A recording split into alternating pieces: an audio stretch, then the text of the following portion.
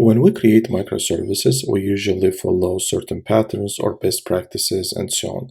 So for example, in this case, let's say that we have 10 microservices and the microservice A needs to send a request or fetch the data from microservice B.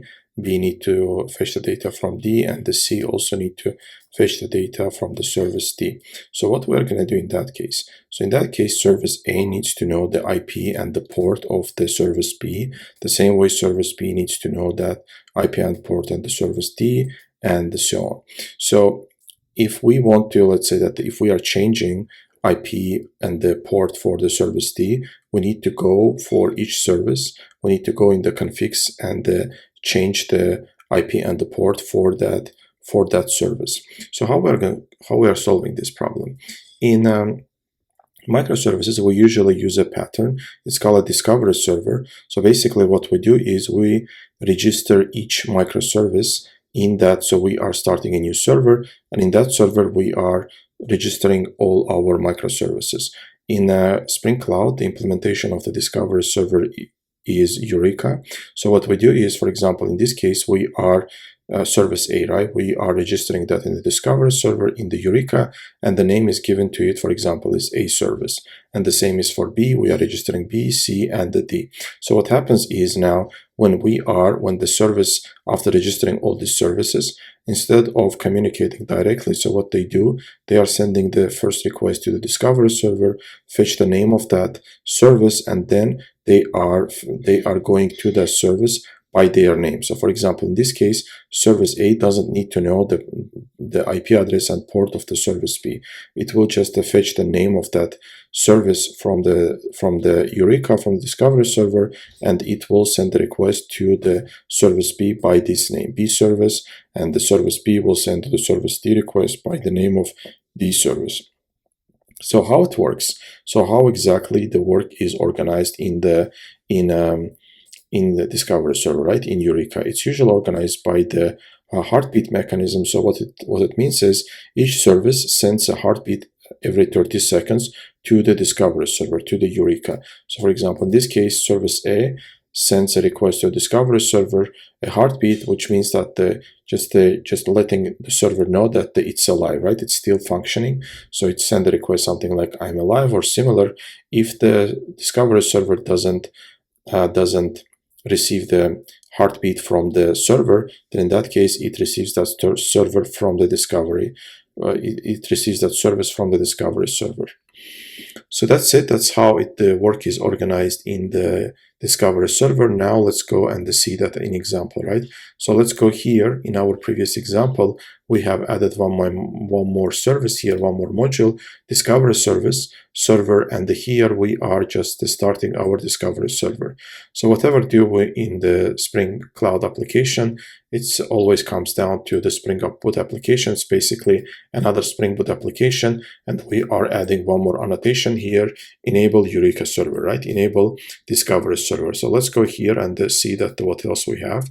Another thing that we have here, so we are defining in the pom.xml the parent artifact, and we are defining the name for this artifact, and also we are defining the dependencies. The only dependency that we are going to use here is the Eureka server. That's it, right? And also what else we have here?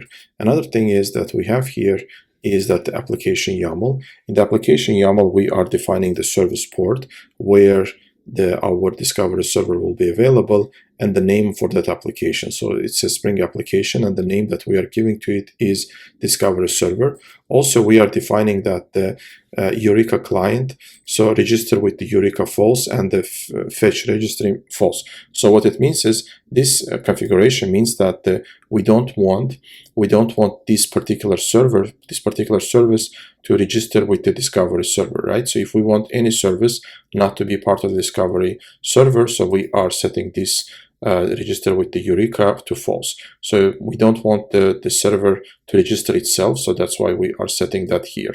And now let's go the similar configuration we are adding in the services that we want to register. So in our hotel service that we have added one application YAML file here, and here we are defining the service name, and we are defining the server port, and also we are defining that the Eureka, right? So Eureka is reachable, Discovery server is reachable on this port.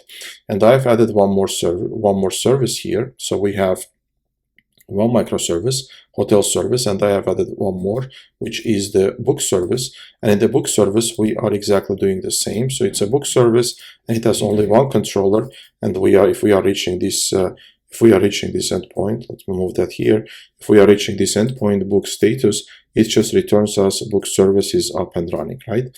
And in the application YAML, it has similar configuration. Let's open it. So again, it's a booking service, and the server port is 8082, and we are registering that in the Eureka.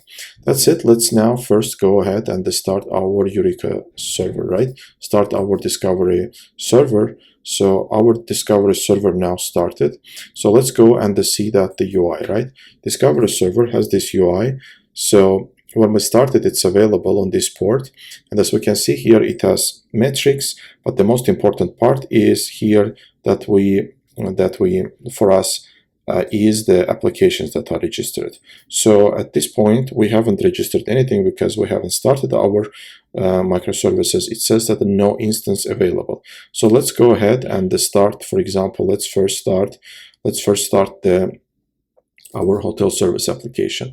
Let's start our hotel service application, and after starting our hotel service application, now let's go and update that, right? So we are updating that. As you can see here, our hotel service is available here, and we can reach it by this name, by the service hotel service, and other microservices can reach it by the name of hotel service and on the port of 8081. And the same way, let's go and start our another service, which is that booking service, right? So let's go and start our booking service. And as you can see here, also, right after we start the hotel service application, the next thing that it does is it registers itself in the Discovery server. So it's registered under the name hotel service. Now let's go to the same for the booking service application. Let's start it. And after starting it, it started. Again, as you can see here, after starting the application, immediately it registered itself in the Discovery server, in the Eureka. And now let's go update that here. If we go update that here, as you can see, we have two services here. We have the booking service and we have hotel service. Now hotel service can send the request to the booking service only using the name booking service, and vice versa.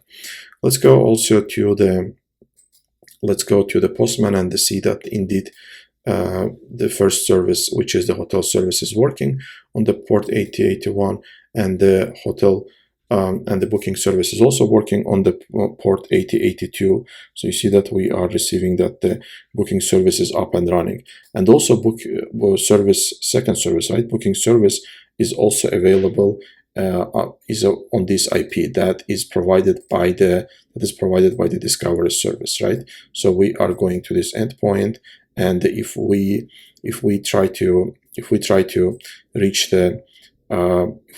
this IP with this port, we will get the response the same exactly as we get if we reach the localhost 8082.